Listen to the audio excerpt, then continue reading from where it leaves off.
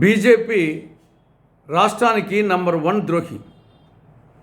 అటువంటి బీజేపీ చేతిలో రాష్ట్రానికి చెందిన 3 ప్రాంతీయ పార్టీలు టీడీపీ, వైకాపా, జనసేన ఈ 3 ప్రాంతీయ పార్టీలు కీలుబొమ్మలుగా, కబాలీలుగా, కట్టు బానిసలుగా మారడం చాలా శోచనీయం, దురదృష్టకరం. బీజేపీ నేతృత్వంలోని కేంద్రంలోని మోడీ ప్రభుత్వం రాష్ట్రానికి తీరని ద్రోహం, మోసం, అన్యాయం చేయడం జరిగింది. రాష్ట్రానికి సంజీవని లాంటి ప్రత్యేక హోదాకు పంగనామాలు పెట్టింది. రాయలసీమకు, ఉత్తరాంధ్రకు స్పెషల్ డెవలప్మెంట్ ప్యాకేజీకి తిలోదకాలు ఇచ్చింది. కడప జిల్లాలో స్టీల్ ప్లాంట్కు స్వస్తి పలికింది. దుగ్గరాజపట్నం ఓడరేవు ఊసేయలేదు. పోలవరం ప్రశ్నార్థకమైంది. విజయవాడ మెట్రో రైలు రాలేదు. విశాఖ మెట్రో రైలు రాలేదు. విశాఖ రైల్వే జోన్ రాలేదు. విశాఖ చెన్నై ఇండస్ట్రియల్ కారిడార్ రాలేదు. కాకినాడ పెట్రోకెమికల్ కాంప్లెక్స్ లేదు. ఇవన్నీ చాలక గోరు చుట్టు మీద రోకటి పోటుల ఆంధ్రుల ఆత్మాభిమానానికి, ఆత్మగౌరవానికి ప్రతీకైనటువంటి విశాఖ ఉక్కును ప్రైవేట్ పరం చేయాలని, అమ్మాలని ప్రయత్నం చేస్తూ ఉంది కేంద్రంలోని బీజేపీ ప్రభుత్వం. అటువంటి బీజేపీ చేతిలో తెలుగుదేశం, వైకాపా, జనసేన పార్టీలు కీలుబొమ్మలయ్యాయి.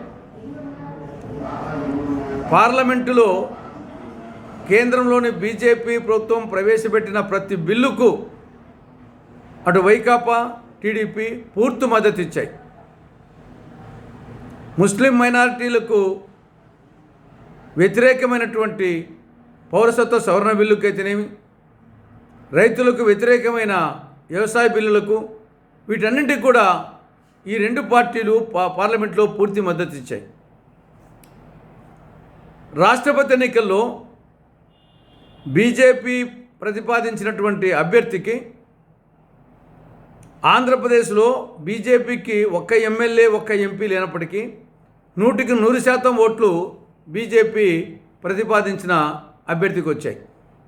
ఈవెన్ బీజేపీ పాలిత రాష్ట్రాల్లో కూడా ఈ విధంగా రాలేదు.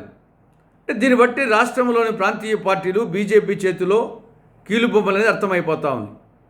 దేశమంతా బీజేపీ అంటే భారతీయ జనతా పార్టీ, కానీ రాష్ట్రంలో బీజేపీ అంటే బి అంటే బాబు, జే అంటే జగన్, పి అంటే పవన్, ఈ 3 కలిస్తే అది బీజేపీ.